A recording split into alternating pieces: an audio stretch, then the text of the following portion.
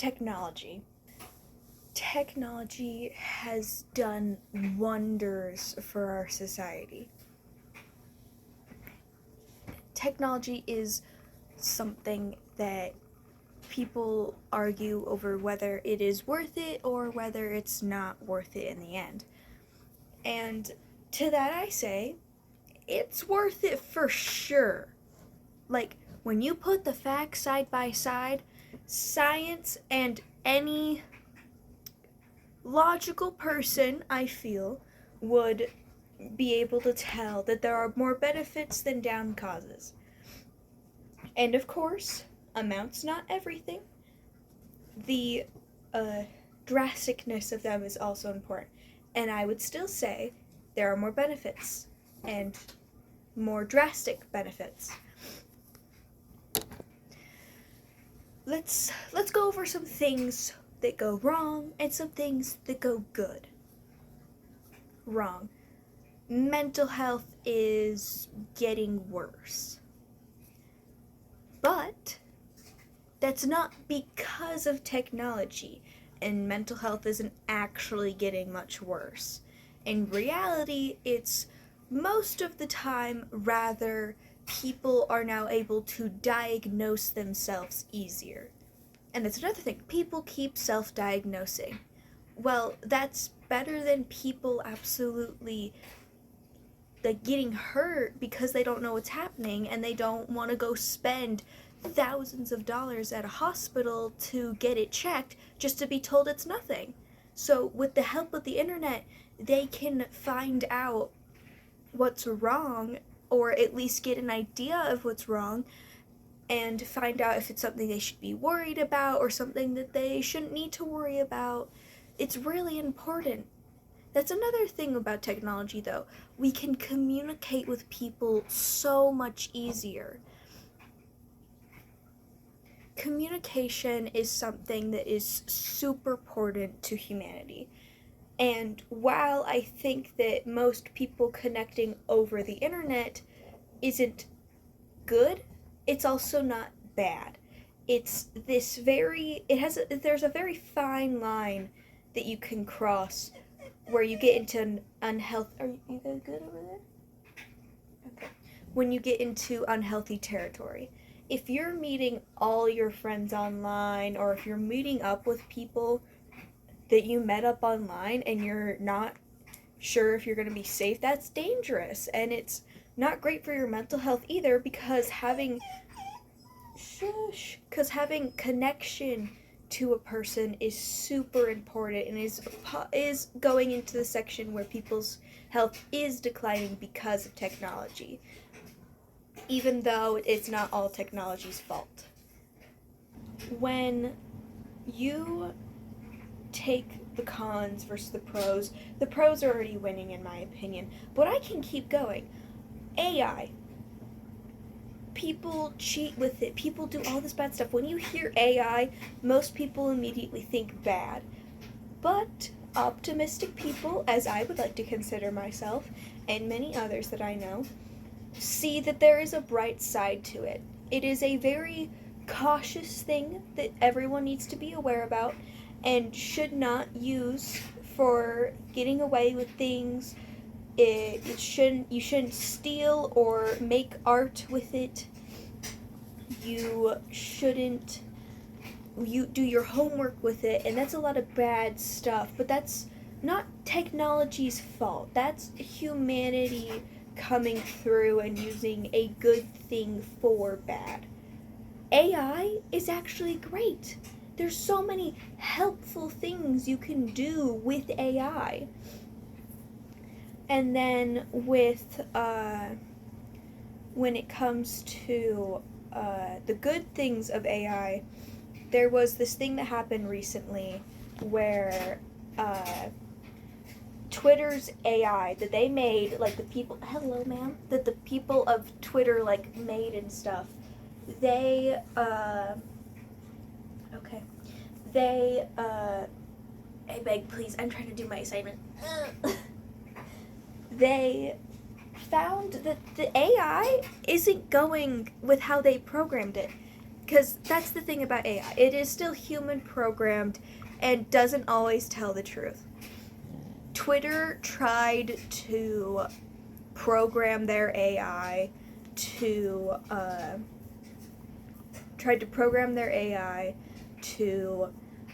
tell what they thought and to like do basic things, but it was still in their opinion base. Ma'am, I need to do my assignment, I'm sorry. And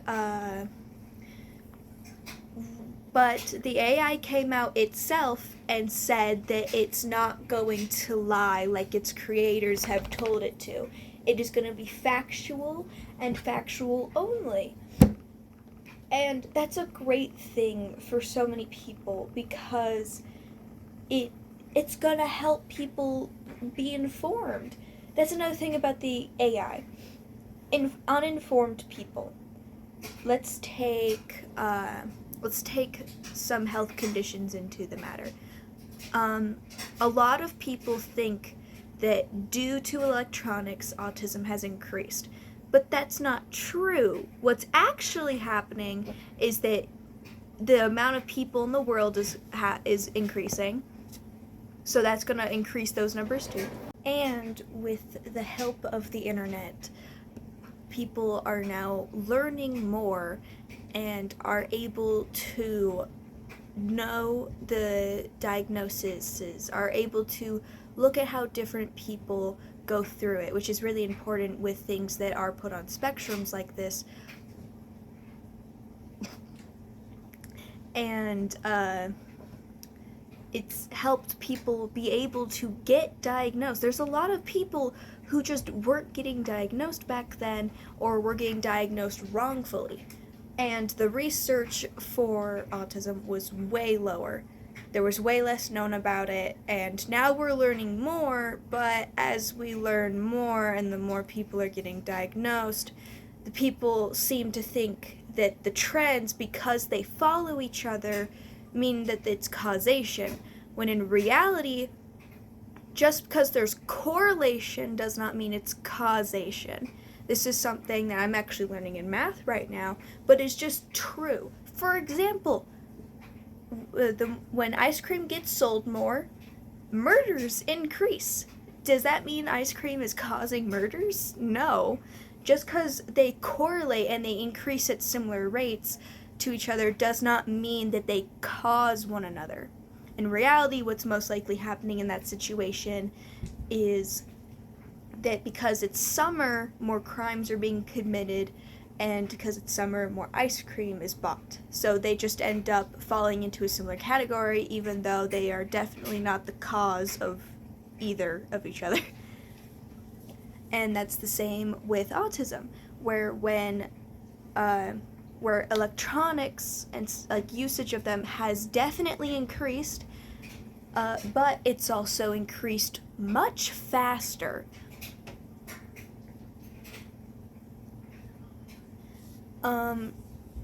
One second. And, so electronics are increasing much faster and autism rates are increasing with it, but definitely not at the same rates.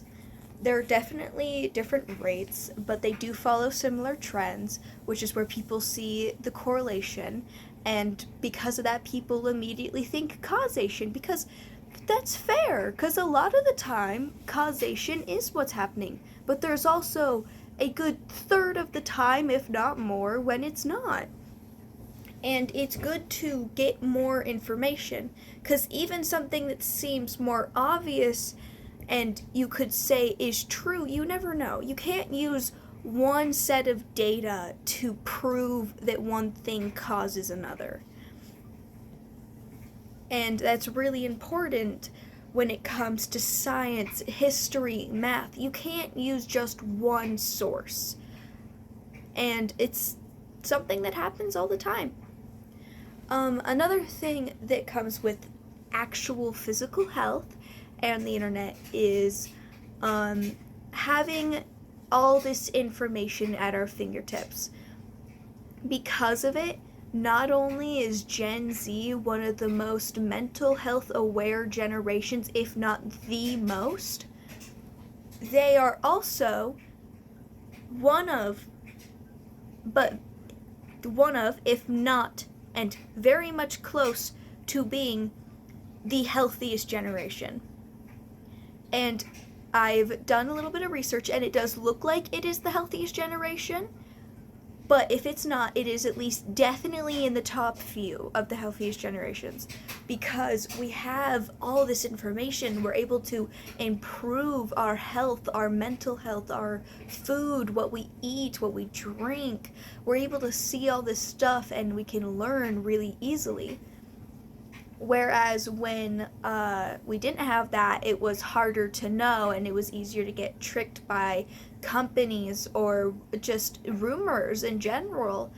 And because of this, Gen Z is the, if you'd like to call it this, the driver, the designated driver of the world at this point. It is the designated driver of generations, because we don't, like, statistically, those of us in drinking age do not drink as much as previous generations have.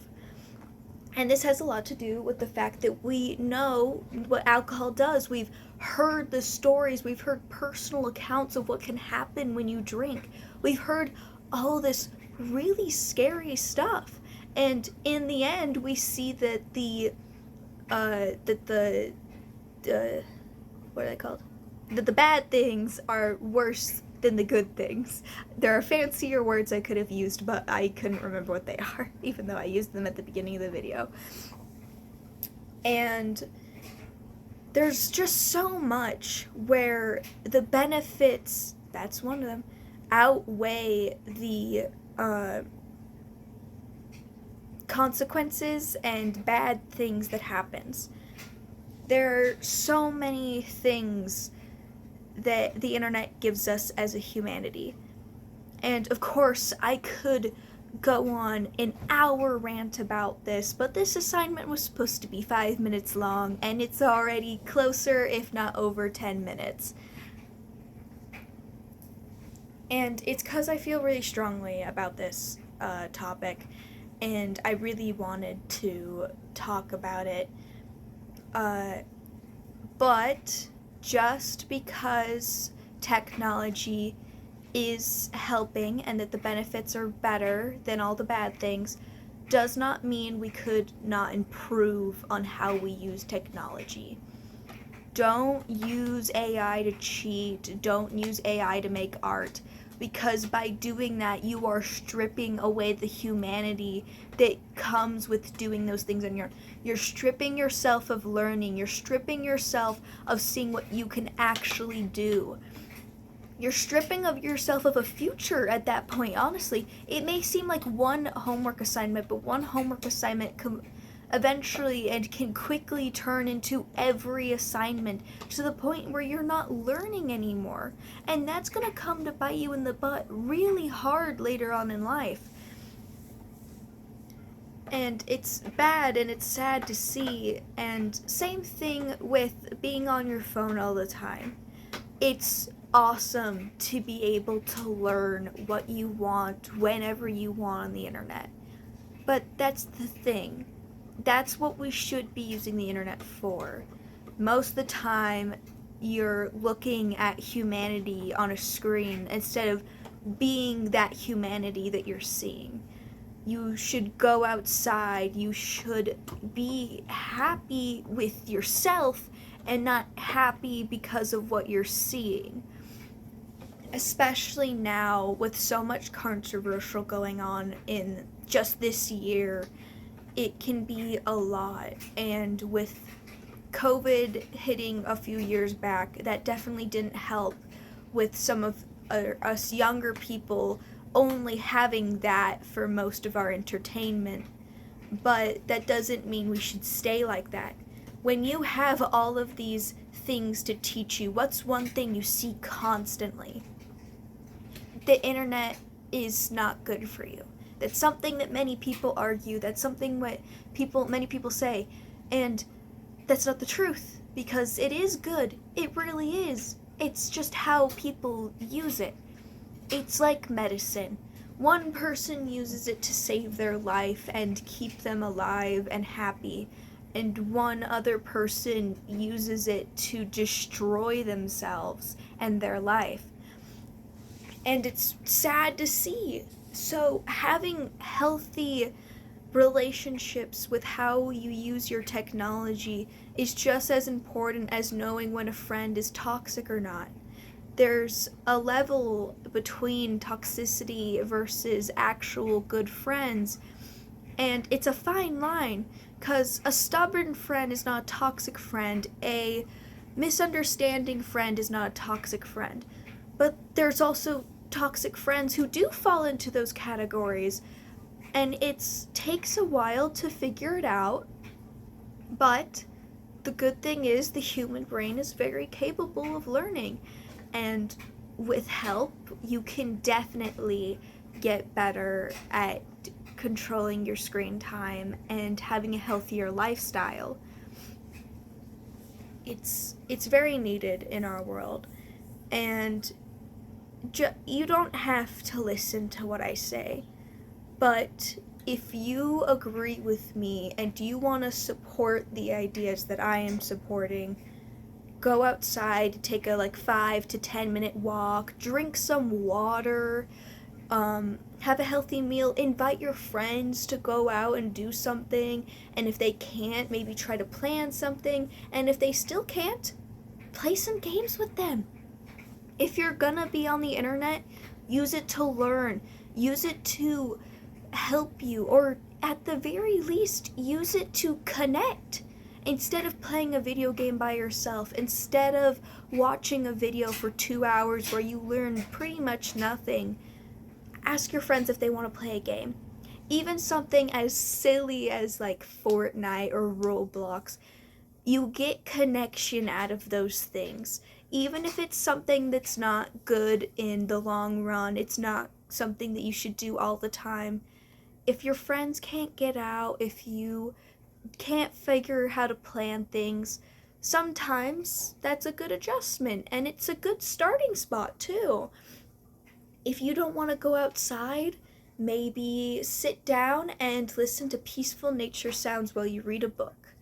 You don't have to go outside to have a healthy relationship with technology, but going outside is one of the very good things that you should do to help improve your life. And that's where I'm going to stop, because this is getting long. But there is one more thing I'd like to say for anyone who still disagrees. If you think about all the things that we have that are good, think if we could have them without technology. And I mean, from the phone and beyond. I'm not talking just communicative technology, of course. I am talking about how that communicative technology has increased other technology, because communicative technology is the basis of most of it. So think about it. Could we still have those things, at least now, without that technology? Think about that. And then think, could we still have all the bad things without technology? When you see how many bad things we would still have without technology, compared to the amount of good things we would have without it, you'll see that technology has greatly improved our community.